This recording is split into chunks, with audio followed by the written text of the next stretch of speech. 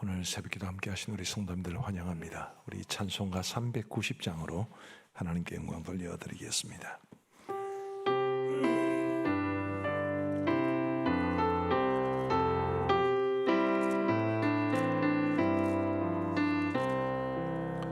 예수가 거느리시니 즐겁고 평안하구나. 주야의 자복하는 것 예수가 거느리시네. 주날 항상 돌보시고 날 친히 거느리시네. 주날 항상 돌보시고 날 친히 거느리시네. 때때로 괴로움 당하면 때때로 기쁨 누리네. 풍파 중에 지키시고 평안히 인도하시네. 주날 항상 돌보시고 날 친히 거느리시네. 주날 항상 돌보시고 날 친히 거느리시네. 내 주의 손을 붙잡고 천국에 올라가겠네. 괴로우나 즐거우나 예수가 거느리시네. 주날 항상 돌보시고 날 친히 거느리시네. 주날 항상 돌보시고 날 친히 거느리시네. 이 세상 이별할 때에 마귀의 권세이 천국에 가는 그 길도 예수가 거느리시네.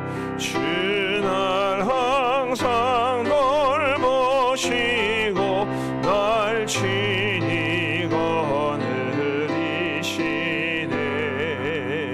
주날 항상 돌보시고 날 친히 거느리시네.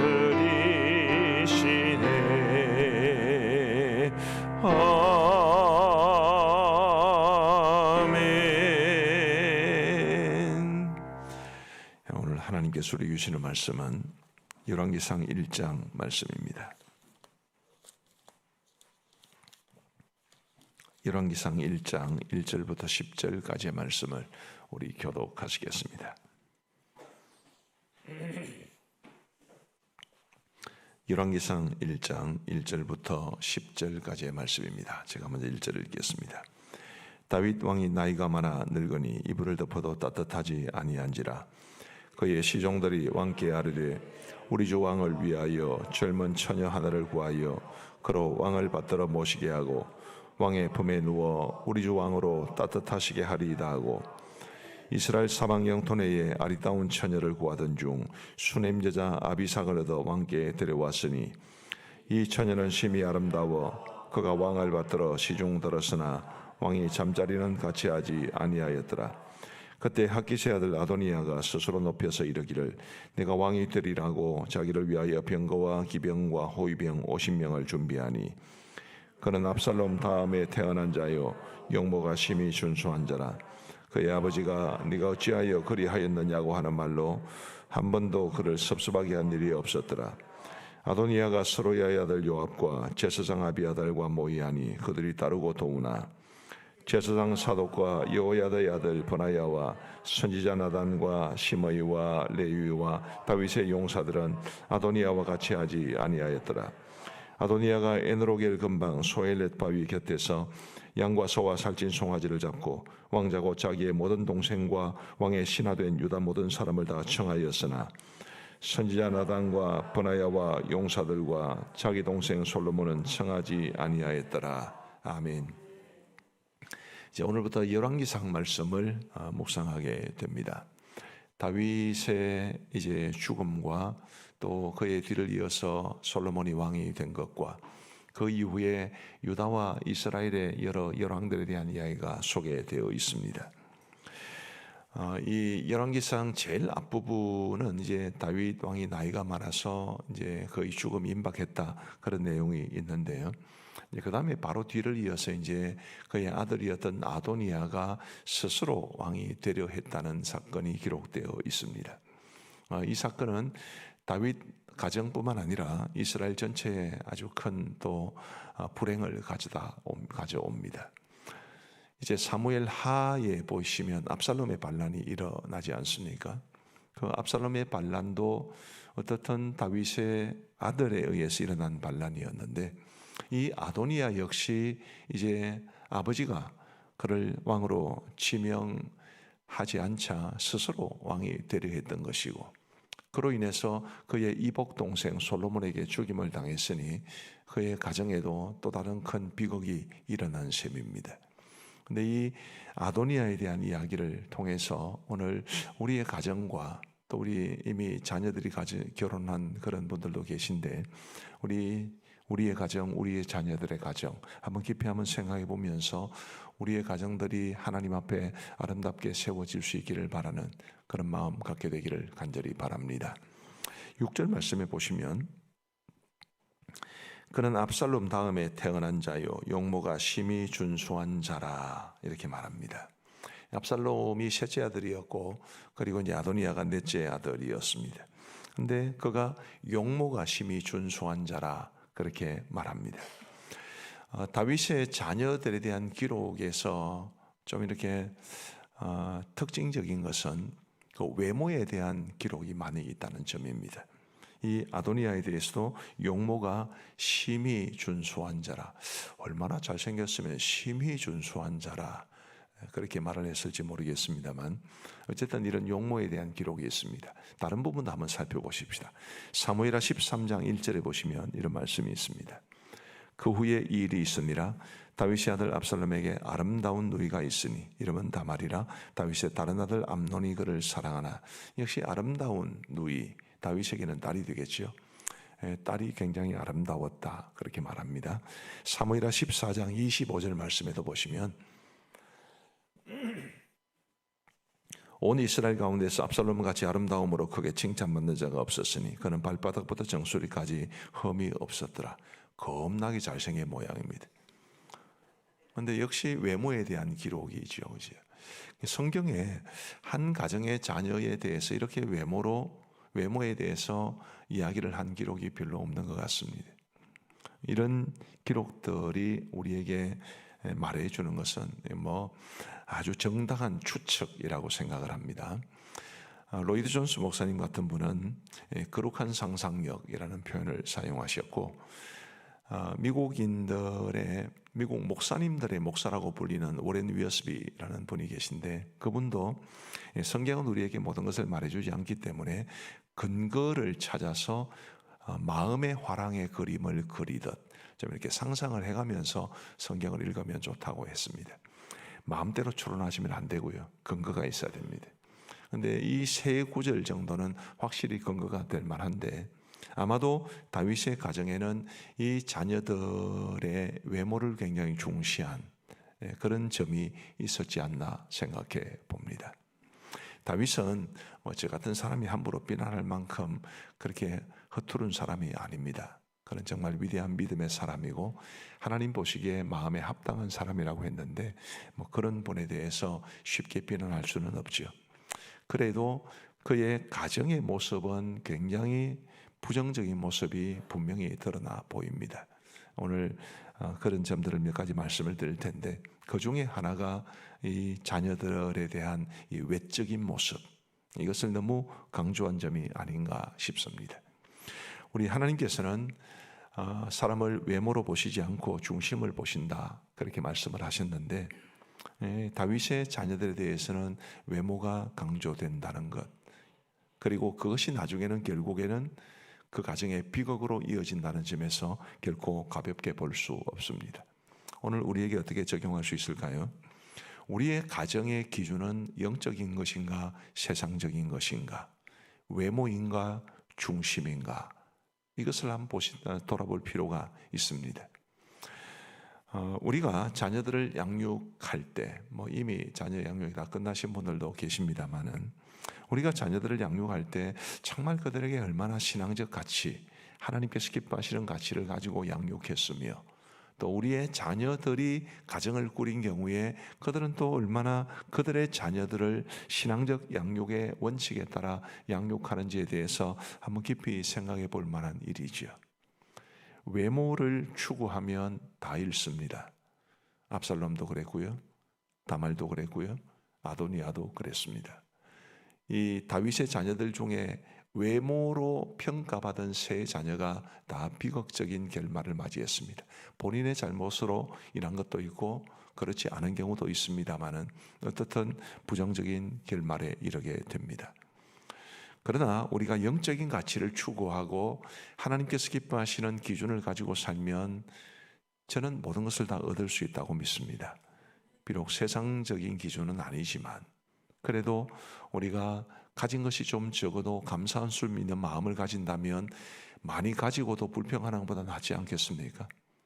우리가 이 땅에서 정말 영적인 가치를 얼마나 추구하며 사느냐, 그것이 우리에게 정말 이 세상은 줄 수 없는 참된 행복을 줄 수 있다는 점에서 우리도 그렇게 살아야 되고 우리의 자녀들도 그렇게 살아야 되고 우리의 자녀들의 자녀들도 그렇게 살아야 합니다. 부디 우리 가정 속에서 외모가 아니라 중심, 세상적인 기준이 아니라 영적인 기준, 그게 분명히 자리할 수 있도록 우리 부모들이 정말 자녀들을 잘 지도하고, 이제 자녀들이 다 성장한 경우에는 부모 말 잘 안 듣기 때문에 그들에게 뭔가 이렇게 잔소리처럼 하는 것이 아니라 정말 우리 자녀들을 위해 눈물로 기도해야 되지 않나 싶습니다. 부모의 기도가 언젠가는 우리 자녀들의 삶에, 그 가정에 큰 영향을 끼치겠지요. 어떻든 우리 자녀들의 가정이 정말 믿음 안에서 영적인 가정으로 잘 세워질 수 있도록 최선을 다해 기도할 수 있는 우리 모두가 되기를 간절히 바랍니다. 자, 6절 말씀 하반절을 한번 보십시다. 제가 6절 처음부터 읽겠습니다. 그는 압살롬 다음에 태어난 자요 용모가 심히 준수한 자라. 그의 아버지가 네가 어찌하여 그리하였느냐고 하는 말로 한 번도 그를 섭섭하게 한 일이 없었더라. 네가 어찌하여 그렇게 하였느냐라고 하는 말로 한 번도 그를 섭섭하게 한 일이 없었다. 잔소리를 하지 않았다는 말이고 훈계를 하지 않았다는 말입니다. 이 아도니아가 완벽했기 때문에 아버지가 따로 말할 게 없어서 아무 말을 안 했다는 뜻이겠습니까? 아니면 다윗이 정말 훈계나 혹은 잔소리를 그냥 하지 않았다는 것이겠습니까? 저는 후자 쪽입니다. 이것도 역시 이제 추론이 필요한데요. 이제 두 가지를 보면 알 수 있습니다. 다윗의 큰아들이 암논이었고요. 그가 이제 이봉 누이 동생이었던 다말을 범했습니다. 아주 파렴치한 짓을 한 거지요. 근데 그 일을 다윗이 알게 되었을 때 어떤 반응을 보였느냐 하면 사무엘하 13장 21절에 이런 말씀이 있습니다. 다윗 왕이 이 모든 일을 듣고 심히 노하니라. 화는 냈습니다. 그러나 암논을 꾸중했거나 책망했거나 벌을 주었다는 기록은 전혀 없습니다. 그런 파렴치한 짓을 했으면 당연히 부모가 징계를 해야 마땅하지 않습니까? 그런데 화는 냈지만 전혀 징계하지 않았습니다. 다말의 친오빠, 암논은 다말의 이복 오빠고요. 압살롬은 친오빠인데 그 이복 형이 자신의 누이 동생을 범한 것에 대해서 아버지가 아무런 징계도 하지 않고 아무런 벌도 내리지 않기 때문에 압살롬이 사사로이 벌을 준 것이 암논을 죽인 것이고, 그리고 그것이 계기가 되어서 압살롬의 반란으로까지 이어졌기 때문에 이게 얼마나 심각한 문제입니까? 왜 다윗은 암논의 벌의 그 잘못에 대해서 아무런 벌도 주지 않았을까요? 아마 다윗이 자녀들을 제대로 훈계하지 않았을 가능성이 큽니다. 이 아도니아의 경우에서 보는 것처럼 말이죠. 또 정당한 추론이라고 말씀드릴 수 있는 게 하나 더 있는데, 압살롬의 반란과 아도니아가 스스로 왕이 된 것은 굉장히 차이가 큽니다.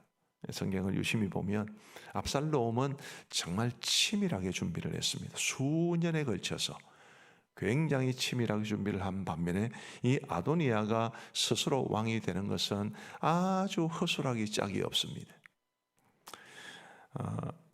이 압살롬의 반란하고는 다르지 않냐 그렇게 말할 수도 있지만, 여러분, 예로부터 권력은 자식하고도 나누어 가지 않는다고 했습니다. 그리고 왕이 죽지 않고 살아있는데 아들이 자칭 왕이 된 것은 반란과 똑같습니다. 그런 엄청난 짓을 하면서도 어쩌면 이렇게 허술하게 준비 없이 하는지, 그것을 보면 이 아도니아가 요즘식으로 말하면 아무것도 모르고 그냥 호강에 바쳐 큰 그냥 부잣집 아들, 그런 정도로밖에 안 보입니다. 그것과 아버지가 이 아들을 한 번도 훈계하거나 꾸중하지 않았다라는 것과는 깊은 연관을 맺을 수밖에 없습니다. 꾸중 들을 짓을 안 해서가 아니라 그냥 안 한 것입니다. 아이들 기죽지 말라고 요즘 젊은 부모들 많이 그렇게 하죠. 아이들 책망하지 않고 꾸중하지 않고 에티켓 가르치지 않고, 그런 부모의 모습이 바로 다윗의 모습이었습니다. 제가 요즘 아이들 가만히 보면 정말 다 예뻐요. 어쩌면 그렇게 한결같이 예쁜지. 우리 때는 못생겼던 것도 엄청 많았었는데 요즘 애들은 다 예쁩니다. 제가 이제 종종 비유로 사과를 생각해 보면 정말 품종도 좋고 크기도 좋고 착색도 잘 된 그런 사과 같아요. 근데 너무 좋아서 살려고 가까이 가보니 일본 말이라 좀 미안합니다만은 기스가 나 있습니다. 또 병이 들어 있습니다. 그러면 상품성이 많이 떨어지지요. 우리가 자녀들을 부모로서 이제 훈계하지 않으면 이 좋아 보이는 자녀들의 상품성에 흠을 냅니다. 여러분, 요즘 우리나라에도 노키즈존 이런 게 자꾸 확산되는데, 한편으로는 그러니까 애를 안 낳는 것이 아니냐 그렇게 말을 하지만, 또 한편으로는 식당 주인들의 노고도 참 큰 모양입니다. 오죽했으면 그래 노키즈존을 하겠나. 근데 왜 그렇게 되는 거죠? 훈계하지 않기 때문입니다. 꾸중하지 않기 때문입니다. 저희 집 사람이 굉장히 좋은 사람 같아 보이지만 아주 무서운 사람입니다. 그 사람이. 우리 아이들도 얼마나 꾸중을 많이 들었는지, 애들이 어렸을 때 저 엄마를 잔소리 대마왕이라고 그랬습니다. 그만큼 잔소리를 많이 했습니다. 근데 아이들이 그런 이야기를 합니다. 커서 엄마, 우리를 이렇게 키워줘서 고마워요. 제가 그런 이야기를 들었을 때 굉장히 마음에 큰 감동이 되었고 감사가 되었습니다. 무작정 아이들을 꾸중하고 책망하고는 아니죠. 마땅히 가르칠 바를 가르치는 것, 신앙적으로도 사회적으로도 인격적으로도 관계적으로도 마땅히 가르칠 것을 가르치면 그 아이들의 삶을 하나님과 사람 앞에 존중받는 삶으로 키워갈 수 있는데, 유감스럽게도 이 아도니아의 경우에는 또 암논의 경우에는 그게 안 됐기 때문에 그 자녀들의 삶에도 비극이었지만 가정에도 그리고 나라에도 큰 비극이 닥쳐오게 된 것입니다. 우리 사랑하는 성도 여러분, 자녀가 귀할수록 바르게 키우시는 것이 중요하지 않습니까? 예쁠수록 바르게 키워야죠. 상품성을 좋게 하는 것이 필요합니다. 저희 이종 사촌 처남이 사과 농사를 하는데 꽤 크게 합니다. 사과 나무만 한 1000그루 정도 되거든요. 근데 꽤 크게 하는데 그 사과 농사하는 걸 보면 정말 손이 많이 갑니다. 꽃 피면 꽃 따줘야 되지요. 이파리가 많으면 이파리 따줘야 되지요. 손이 얼마나 많이 가는지. 근데 그렇게 손이 가야 상품성 좋은 사과를 맺게 할 수 있습니다. 자녀들에게 손이 많이 가야 합니다. 그들을 그냥 내버려 두는 것이 아니라 기죽는다 이런 말을 하는 걸 보면 참 제가 기가 막힙니다. 그게 중요한 것이 아닙니다. 어떻게 하면 우리 아이들이 하나님과 사람 앞에 존중받는 그런 사람이 되게 할 수 있을까? 여기에 초점을 맞춰야 되지요. 그래서 아까 말씀드린 것처럼 이제 자녀들이 다 양육하신 큰 장성하신 분들도 많으시고 이미 결혼한 그런 자녀를 두신 분들도 많으신데 우리가 부모로서 할 수 있는 일이 많지는 않겠지만 그래도 우리의 자녀들을 위해서 계속 기도하면서 먼저 우리의 자녀들이 그리고 그 자녀들의 자녀들이 하나님과 사람 앞에 정말 귀히 여김을 받을 수 있는 그런 사람으로 될 수 있도록 우리 최선을 다할 수 있게 되기를 간절히 바랍니다. 시간이 갔습니다만 한 가지만 더 말씀을 드리면 근데 결국 궁극적으로 이 모든 일들이 왜 이렇게 되었느냐? 다윗이 정말 훌륭한 믿음의 사람이었지만 유독 그의 성적인 부분에서 문제가 많았습니다. 여러 명의 아내를 두었습니다. 구약 성경에 신명기 17장에 보면 왕의 규례가 나오는데 거기 보면 분명히 이스라엘의 왕은 아내를 많이 두지 말라 그렇게 말씀하셨음에도 불구하고 다윗은 여러 명의 아내를 두었습니다. 결국 그 여러 명의 아내를 둔 때로는 부당한 방법으로 바세바를 취하고 우리아를 죽이고 한 그게 그의 마음속에 걸림돌이 되었기 때문에 암논이 다말을 범했음에도 불구하고 징계하지 않았던 원인이 된 것이라고 생각합니다. 뭘 말하는 거죠?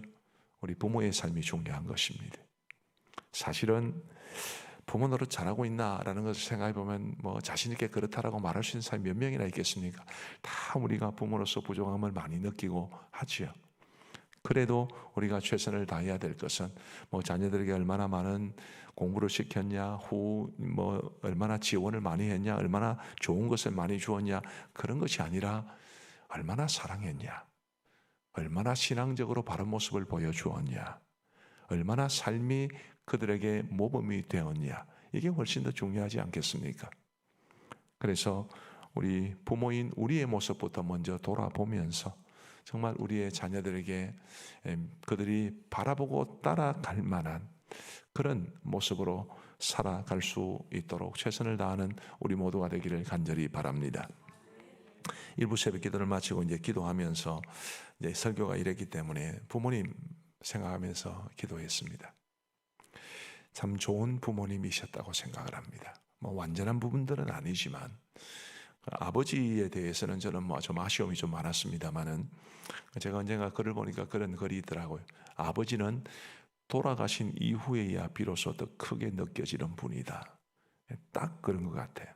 아버지에 대해서 불평도 많았고 원망도 많았는데 아침에 이제 기도하면서 가만히 생각해 보니 참 하나님께서 나에게 딱 맞는 아버지로 보내주신 분이 아니신가 그런 생각을 하면서 감사하는 마음이 많았습니다. 부디 저와 여러분들이 정말 우리의 자녀들에게 좋은 부모가 될 수 있기를, 그들의 신앙과 삶에 있어서 길잡이가 될 수 있는 그런 좋은 부모가 될 수 있도록 우리에게 과거로 돌아갈 수는 없지만 앞으로 우리에게 남은 시간만이라도 그렇게 살아갈 수 있는 우리 모두가 되기를 간절히 바랍니다. 기도하시겠습니다. 하나님 감사합니다. 오늘도 우리에게 복된 하루를 주시고 하나님이 주시는 생명을 누릴 수 있도록 인도하여 주신 것을 감사합니다. 오늘 말씀을 통해서 이 다윗의 가정의 모습을 살펴보았사온데 하나님이여 우리의 모습, 우리의 가정의 모습을 돌아볼 수 있도록 은혜를 베풀어 주옵소서. 하나님이여 부모인 우리가 하나님 앞에 바르게 서게 하여 주옵시고 세상의 원리가 아니라 성경의 원리를 따라 아이들을 양육할 수 있도록 도와 주옵소서. 그러므로써 우리 성도들의 가정의 자녀들이 또 혹은 손주들이 정말 주님 앞에 믿음으로 잘 세워질 수 있도록 은혜를 베풀어 주옵소서. 아버지 하나님이여 오늘도 우리에게 새로운 한 날을 주시니 감사합니다. 이 하루를 살아가는 동안에도 우리 성도들의 삶 속에 은혜를 베풀어 주시고 동행하시고 특별히 질병과 싸우고 있는 우리 성도들에게 함께하여 주셔서 이 땅에 오셔서 수많은 병자들을 고치신 우리 주님의 그 능력의 손으로 우리 환우들을 어루만져 주옵시고 반드시 치유되고 완치되어서 하나님 앞에 복된 삶을 살아갈 수 있도록 역사하여 주옵소서. 우리 성도들의 생업과 직장에 어려움이 없게 하시고 가정에 경제적인 어려움이 없도록 도와주옵시고, 우리 성도들의 자녀들이 믿음 안에서 바르게 자라나서 하나님과 사람들에게 존귀함을 얻을 수 있도록 인도하여 주옵소서. 연로하신 부모님들에 대한 걱정이 많으신 분들도 계실 터인데 우리 하나님 도우셔서 우리 성도님들의 부모님들의 남은 생애를 굳게 지켜 주옵소서. 아버지 하나님, 무엇보다도 믿음을 잃어버린 분들, 예수님 안 믿는 분들, 그런 가족들이 있으면 아버지 하나님 간절히 원하옵기는 반드시 믿음 주시고 예배 회복되게 하여 주셔서 온 가족이 믿음으로 살아갈 수 있도록 역사하여 주옵소서. 아버지 하나님이 우리 교회를 지켜주시고 인도하여 주신 것을 감사합니다. 앞으로 중요한 일들, 변화들이 있습니다.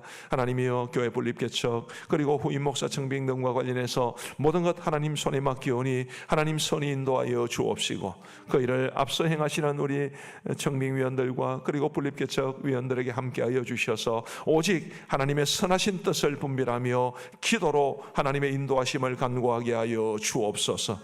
아버지 하나님, 오늘 한나회가 나들이를 갑니다. 우리 어르신들 귀한 나들이를 통해 하나님이 주시는 은혜를 맛보게 하시고 안전하게 갔다가 안전하게 돌아올 수 있도록 인도하여 주옵소서. 오늘부터 있게 될 노회 위에도 함께하여 주셔서 하나님, 우리 하나님 기뻐하시는 아름다운 성노회가 될 수 있도록 인도하여 주옵소서.